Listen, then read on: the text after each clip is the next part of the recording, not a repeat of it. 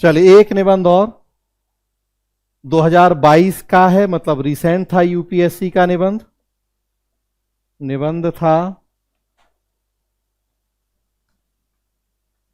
थोड़ा सा डिफरेंट आयाम है, ये वैचारिक या दार्शनिक है, इसलिए थोड़ा सा हम एक इसको भी ले रहे हैं। यूपीएससी 2022 का निबंध है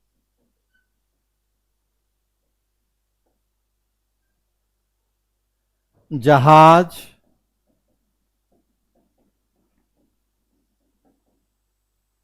बंदरगाह के भीतर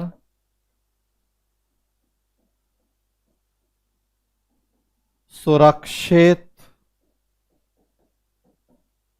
होता है,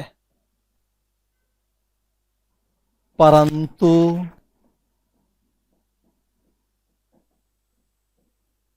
इसके लिए तो वह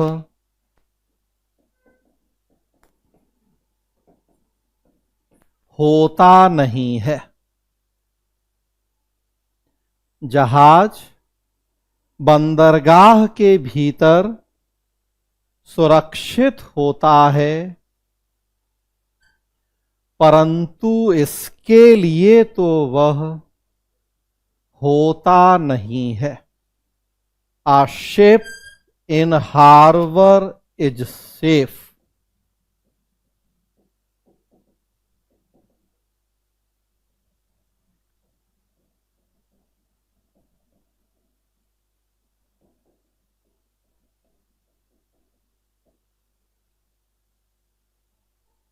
but that is not what ship is for.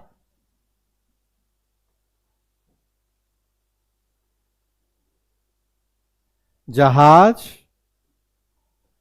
बंदरगाह के भीतर सुरक्षित होता है, परंतु इसके लिए तो वह होता नहीं है। A ship in harbor is safe, but that is not what ship is for. फिर सोचिए, लगाइए दिमाग, क्या मतलब हो सकता है इस बात का। देखिए बिहार में ऐसे ही पूछे गए निबंध। जंगल अपने पेड़ स्वयं तैयार करता है।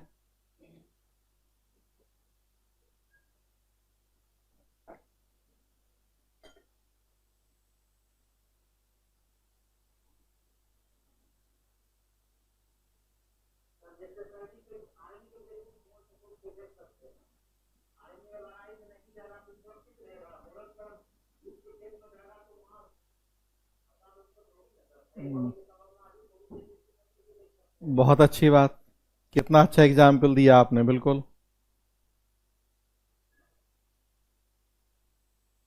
और बताइए। देखिए इन्होंने एक ही लाइन में देखिए बता दिया पूरा सार उसका, और बहुत अच्छा एग्जाम्पल है। और बताइए।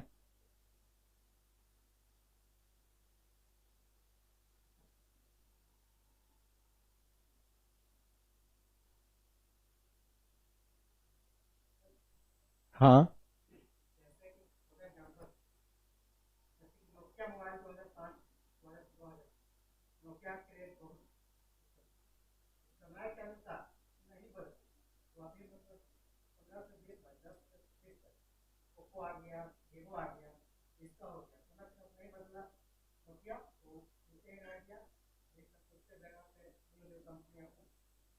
लेकिन ये नहीं है इसका सार, ये थोड़ा सा आप गलत इसको इंटरप्रेट कर रहे हैं।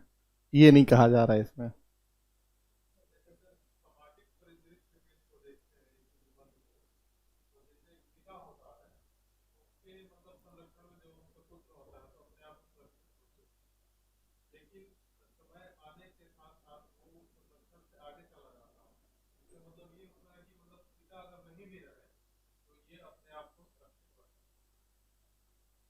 हम्म।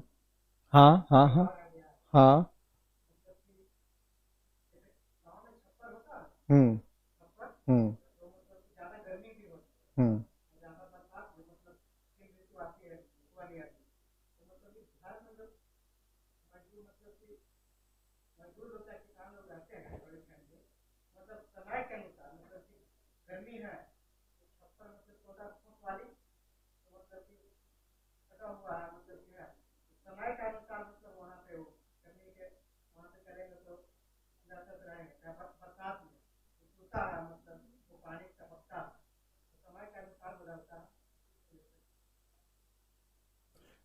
ये एक अगला एक जब निबंध डिस्कस करेंगे, छप्पर मरम्मत करने का समय तभी होता है जब धूप खिली हुई हो।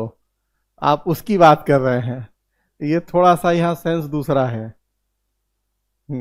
और कौन बता रहा है? हाँ, रोशन कुमार जी बताइए।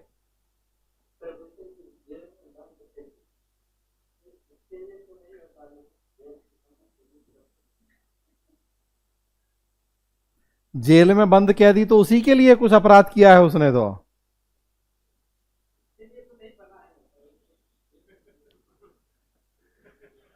अच्छा, थोड़ा सा आप भी गलत डायमेंशन में चले गए हैं, कोई बात नहीं, और सोचें।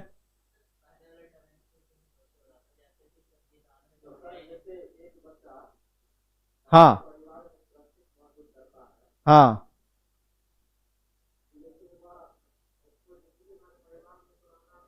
हाँ। हम्म। हाँ बिल्कुल, ये आएगा, ये आ सकता है। हाँ हाँ, एक मिनट जरा, ऑफलाइन वाले कुछ बोल रहे हैं। हाँ।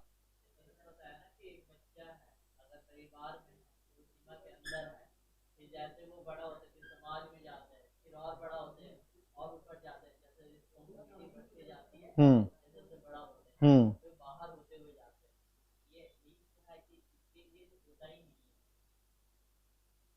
और कोई? हाँ हाँ बताएं। हाँ हाँ। हम्म। हम्म हम्म हम्म। हाँ, उससे हो सकता है थोड़ा, उसका मतलब अभी बात क्लियर कर देंगे तो उससे हो जाएगा, वो एक एग्जाम्पल आएगा। तो अब चलिए आते हैं हम इस पे। ठीक है, थोड़ा बता दें क्योंकि अब 6:30 से अगली क्लास भी आज, तो बस इसको खत्म करेंगे। तो बता देता हूँ सार एकदम, जो इन्होंने विकास ने सबसे पहला एग्जाम्पल दिया, बेस्ट एग्जाम्पल है इस बात का कि भाई आप सेना में गए हैं, मिलिट्री में गए हैं, सबसे सुरक्षित कहाँ है? कि जब आप सीमा पे जाए ही नहीं। लेकिन क्या आप सेना में इसलिए गए हैं कि सीमा पे नहीं जाएं? कहने का मतलब कि आप जिस चीज के लिए बने हैं उसे बिना डरे करिए। आपने अपने जीवन के जो लक्ष्य, जो उद्देश्य तय किए हैं, उनको पूरा करने के लिए पूरे जी जान से आगे बढ़िए, पूरा जी जान लगा दीजिए। असफलता के डर से रुकिए नहीं, हार के डर से हाथ पे हाथ रख के बैठिए नहीं। क्रिकेट की जो टीम है,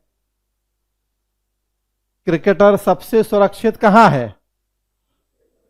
पवेलियन में। पहली बात तो भैया, अगर उसे मैदान पे ना जाना पड़े और बिना उसके ही टीम जीत जाए, कितनी अच्छी बात है। एक मिनट, अब कहने दीजिए मुझे, विकास रुकिए अभी। तो कितनी अच्छी बात है भाई, टीम जीतती है, कोई व्यक्ति तो जीतता नहीं है, वो भी उस जीती हुई टीम का मेंबर है ना। तो सबसे सुरक्षित तो पवेलियन में है। चलो, पवेलियन से आ ही गया ग्राउंड पे, फिर सबसे सुरक्षित कहां है? इसे कहते हैं नॉन स्ट्राइकर एंड। तो फिर वहां सबसे सुरक्षित है कि मौका ही नहीं मिले, सूर्य कुमार ही क्रीज पे रहे, मारे चौका छक्का, आउट हो वो जाने, हम तो भाई खड़े हैं 2 घंटे, तो सबसे सुरक्षित वहां है। लेकिन क्या वो टीम में इसलिए शामिल हुआ है? वो टीम में इसलिए शामिल नहीं हुआ है।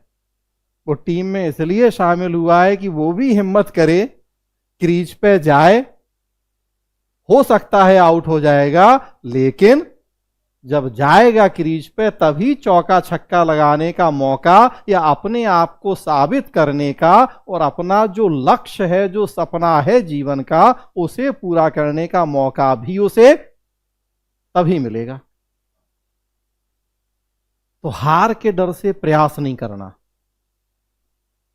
केवल जिसे कहा जाता है दिवा स्वप्न देखना, बड़े बड़े सपने सोचना देखना, लेकिन उनको पूरा करने के लिए प्रयास ही नहीं करना। ऐसा नहीं होना चाहिए जीवन में।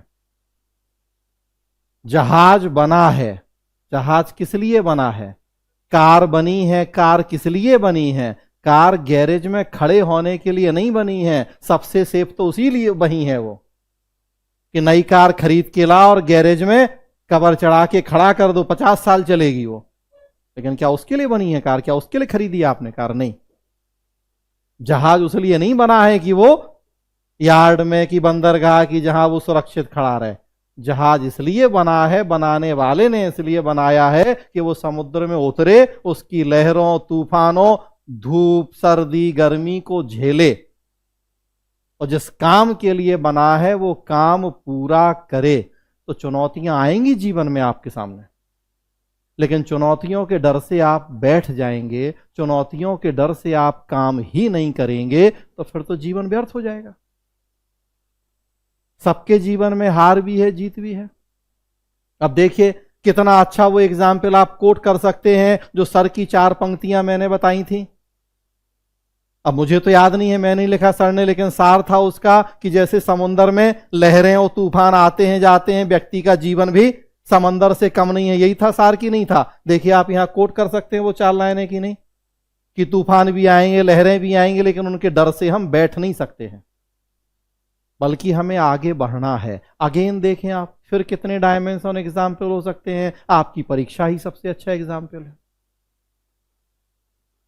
भाई आप भी तो एक समुंदर का ही सामना करने के लिए हैं। 6 लाख लोग फॉर्म भरेंगे जहां 600 को पास होना है, तो यह भी किसी समंदर से कम तो नहीं है। और आप उस जहाज कि जिसमें आप निकल पड़े हैं। अब आपको ना धूप देखना है, ना गर्मी देखना है, ना ठंड देखना है, ना बारिश देखना है। अपने लक्ष्य के लिए आपको पूरी ईमानदारी, पूरे मन से जुट जाना है, तभी प्राप्त होगा। हो सकता है सबको नहीं होगा प्राप्त, लेकिन अगर प्रयास नहीं करेंगे तब तो नहीं ही होगा, वो तो पहले से ही तय है। तो सुना होगा आपने शेर कि गिरते हैं घुड़सवार मैदाने जंग में, वो क्या गिरेंगे जो घुटनों के बल चलते हैं। तो जब घोड़े पे बैठेंगे, सवारी करेंगे, हो सकता है गिरें, लेकिन तभी आगे बढ़ेंगे, तभी सीखेंगे। अगर घोड़े पे बैठ के गिरने के डर से आप घोड़े पे बैठेंगे ही नहीं, बच्चा तो जीवन में कभी चलना ही नहीं सीखे। तो सीखा हर आदमी ने चलना कि नहीं सीखा? और कितने बार हर आदमी गिरा कि नहीं गिरा? उस गिरने के डर से बस घुटनों के बल ही चलते जीवन भर। तब सोच के देखें क्या होती जिंदगी। तो 6 महीने 8 महीने के थे तब भी इतना डर नहीं लगा हमें, और आज 25 साल के होके इतना डर जाते हैं हम कि सर भूमिका क्या लिखें, निष्कर्ष क्या लिखें, हाथ ही नहीं चल रहा, दिमाग ही नहीं चल रहा, कुछ लिख ही नहीं पा रहे। तो अब आ गया आप ही का एग्जाम्पल कि नहीं आ गया? तो पहले ही सब कुछ हम बता दें। क्यों बता दें हम?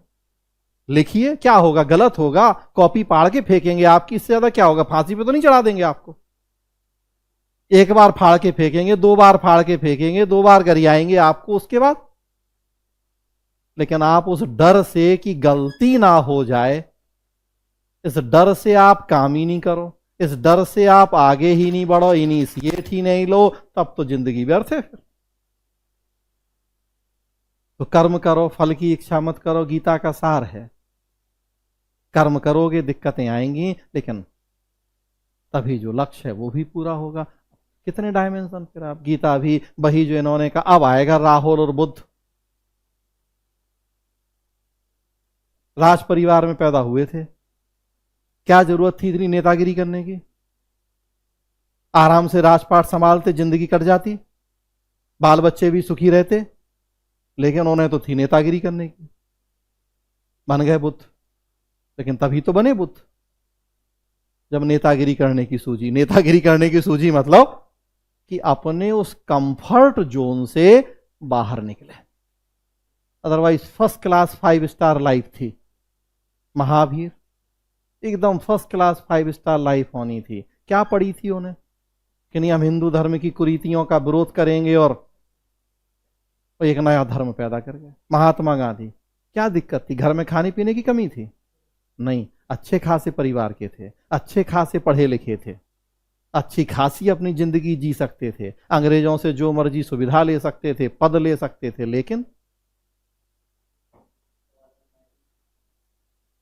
लेकिन अगर महात्मा गांधी आगे नहीं बढ़े होते, उन्होंने अपने उस कंफर्ट जोन को नहीं छोड़ा होता, तो क्या होता आज हमारा इतिहास?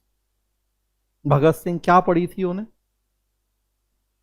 कितनी कम उम्र में फांसी पे झूल जाते, डर जाते वो, जैसे बाकी बहुत सारे डरते और डर रहे थे। खुशी खुशी फांसी के फंदे पे झूल गए। उसके लिए बने थे वो तो नहीं बने थे उसके लिए, फिर भी कर गए। और हम तो जिसके लिए बने हैं हम वो भी नहीं करें, इस डर से कि पता नहीं क्या होगा। हम अपने कंफर्ट जोन को नहीं छोड़े। अरे यार 1 बजे सर ने क्लास रख दी, इतनी गर्मी धूप है, कौन जाए? तो कौन जाए? तो इसलिए बने हो, इसलिए माँ बाप ने भेजा है कि इतनी गर्मी धूप में सर ने क्लास रख दी, भरी दोपहर में 1 बजे कौन जाए?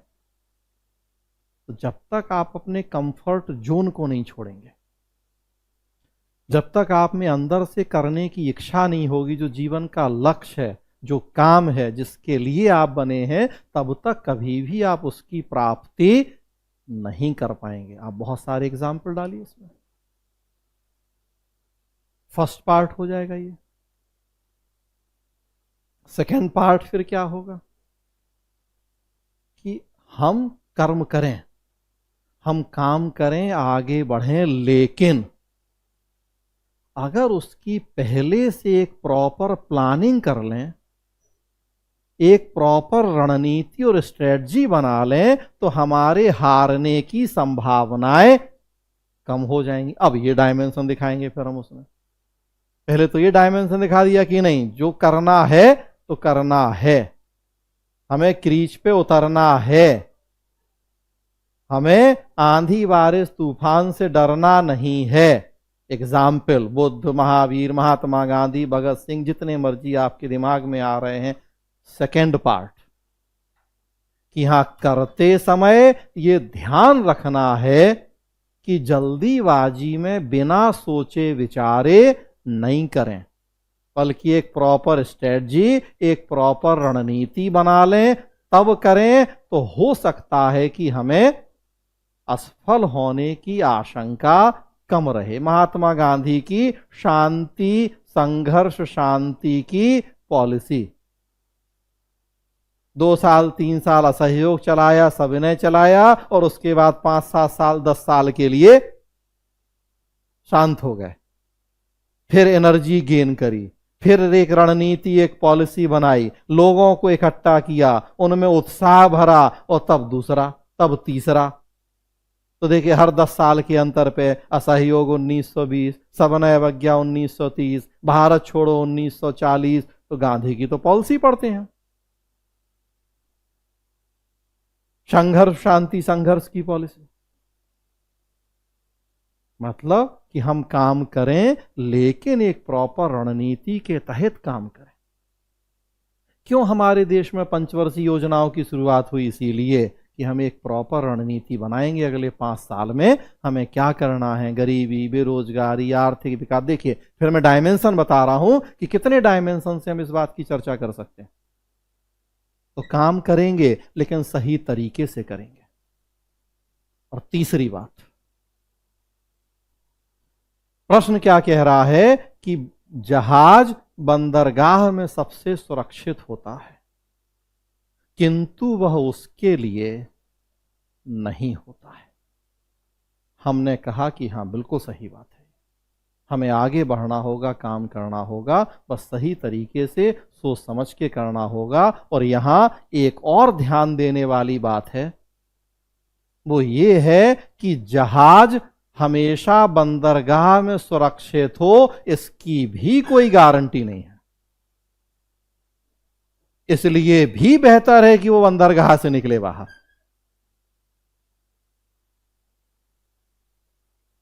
कहां गारंटी इस बात की कि जहाज बंदरगाह में ही सुरक्षित रहेगा? बहुत सारा पैसा इकट्ठा किया था हमने, शेयर मार्केट में नहीं लगाया, कहीं और नहीं लगाया कि पता नहीं खर्च डूब नहीं जाए, बैंक में जमा कर दिया। पता लगा कि बैंक रातों रात दिवालिया हो गए, तो क्या गारंटी है कि जहाज बंदरगाह में भी सुरक्षित रहेगा? आजकल तो हमारा पैसा हमारे बैंक में ही सुरक्षित नहीं है।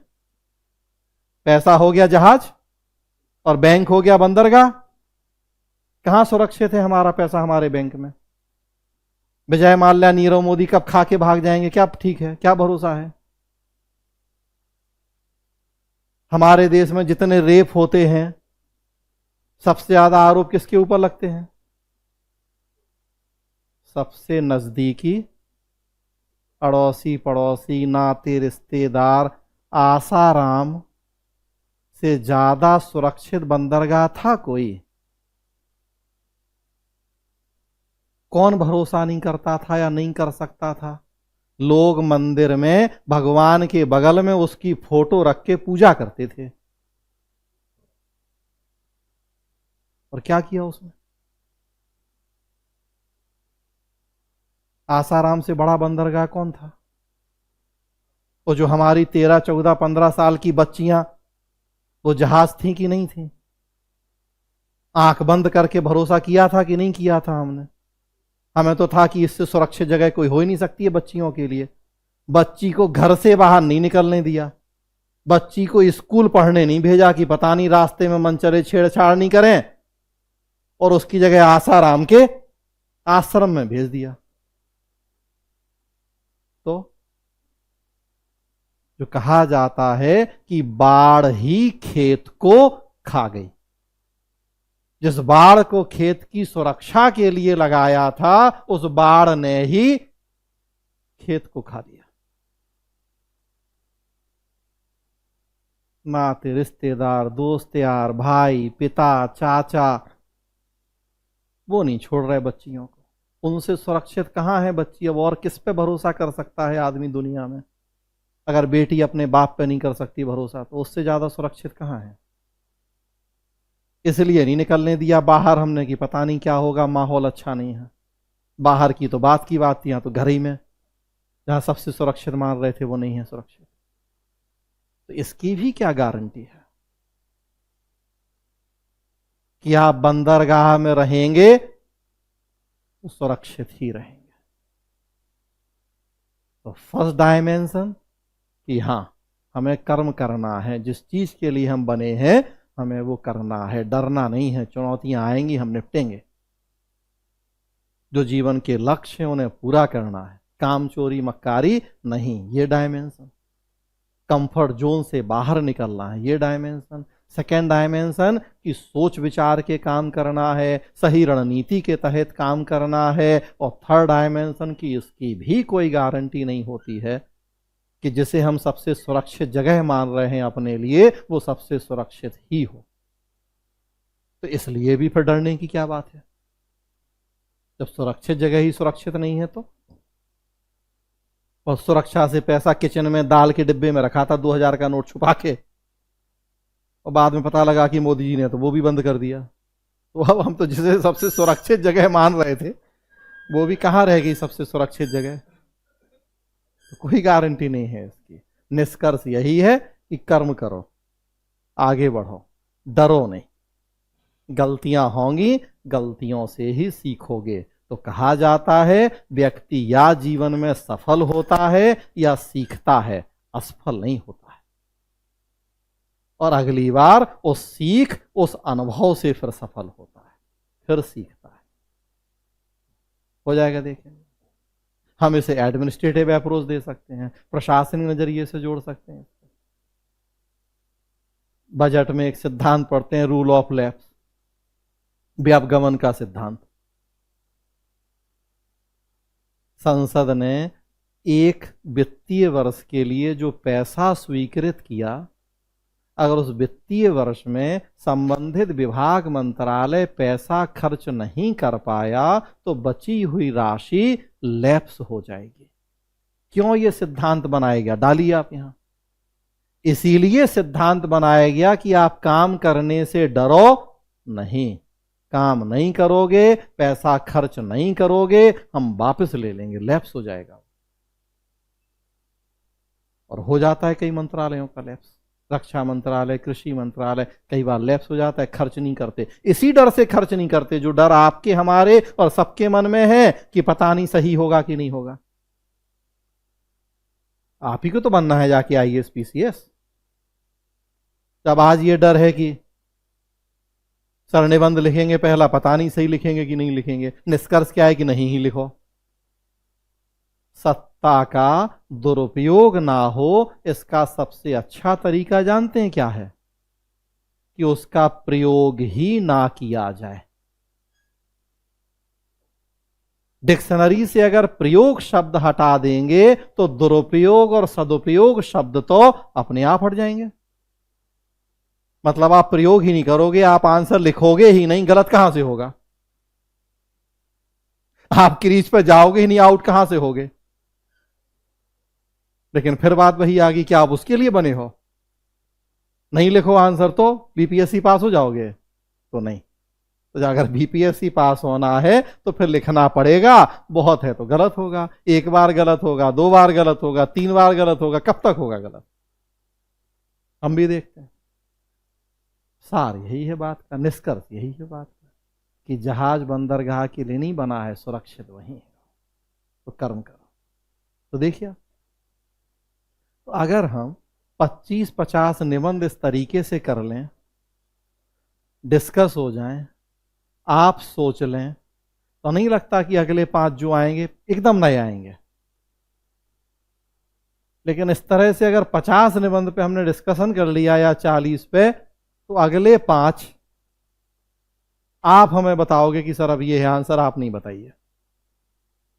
आपने तो अभी ही बता दिया भाई, पहले में भी दूसरे में भी। तो जब 50 अगर हम ऐसे डिस्कस कर दें, उसके बाद खुद सोच के देखें आप कहां होंगे। प्रयास बस यही है। बाकी हमने कहा, कल भी कहा कि ये एक अनलिमिटेड चीज है, ना जिसका ओर है ना छोर है, अनंत आकाश जैसी स्थिति है। बस अभ्यास से ही सीखते हैं, और अभ्यास के ही ये पार्ट हैं कि हम इस तरीके से आपको समझाएं, सिखाएं। डायमेंशंस, अलग अलग टाइप के टॉपिक, कुछ हमने फिलॉसफी कर ले लिए, कुछ हमने लिटरेचर के ले लिए, इस तरह के अलग अलग, और उनके क्या डायमेंशंस, कैसे आप चीज़ों को सोचें, देखें। और धीरे धीरे बस अभ्यास करते हैं, आप भी सोचते हैं, लिखते हैं, तो सीखने लगते हैं, आप चीज़ें खुलने लगती हैं। तो हम भी ऐसा थोड़ी कि इतना आपको बता रहे तो 2 मिनट में आ गया। हम भी पिछले कई दिन से सोच रहे हैं कि क्या क्या एग्जाम्पल हो सकते हैं, क्या क्या डायमेंशन हो सकते हैं, क्या क्या चीजें, तब जाके बस इसी तरह से काम करना है। 10, 5, 50 के बाद उम्मीद है कि हम सीख जाएंगे वो चीज। ठीक है, अब बताइए, हाँ क्या कह रहे थे विकास या कोई और? आज की क्लास यहीं रोक रहे हैं हम, कुछ पूछना बताना है तो बताएं। हाँ हो गया, ठीक है। 6:30 बजे से GS का बैच भी शुरू हो रहा है BPSC के लिए ही, जैसा आप लोगों को जानकारी है। कई लोगों ने भी उसमें एडमिशन भी लिया है। सो फिलहाल यहीं रोक रहे हैं क्लास। सो जो लोग GS में हैं या GS करना चाहते हैं, या 1-2 दिन ऐसे बैठना चाहते हैं, तो आ सकते हैं, ऑनलाइन जुड़ सकते हैं। उसकी लिंक भी ग्रुप पे आ गई है। तो जो लोग ऑनलाइन वाले हैं और आप लोग जो ऑफलाइन हैं, तो 6:30 से GS पे भी कुछ चर्चाएं करेंगे। तो आज उसकी भी शुरुआत कर रहे हैं, GS वाले बैच की। तो 6:30 से वो होगा।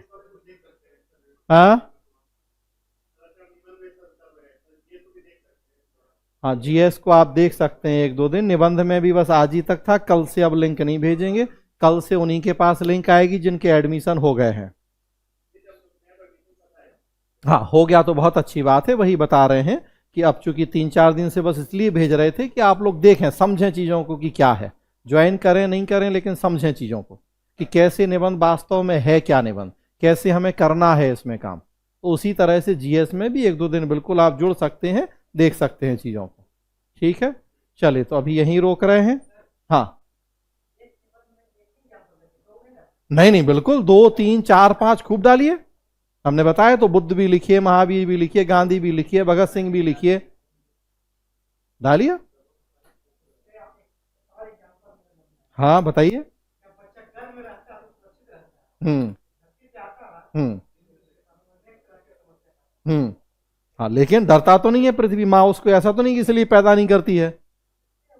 हाँ, वही बात तो पूरी बात हमें लिखना है। बिल्कुल सही बात कही कि बच्चा माँ के घर में सबसे सुरक्षित है, लेकिन पैदा होगा, दुनिया के कितने झंझावतों का सामना करना पड़ेगा, लेकिन उस डर से ऐसा नहीं है कि माँ कहे कि हम बच्चे को जीवन भर घर में ही रखेंगे और पैदा नहीं करेंगे, करती है वो 9 महीने बाद पैदा। बिल्कुल, कितना अच्छा एग्जाम्पल। इसीलिए कि आओ लड़ो, देखो पृथ्वी को जिस लिए भगवान ने भेजा है, अब करो वो काम, संघर्ष करो। बिना संघर्ष के, वो कहावत है कि सोना बिना तपे वो कुंदन नहीं बनता, या जो भी। तो जब आप तपोगे तभी कुंदन बनोगे।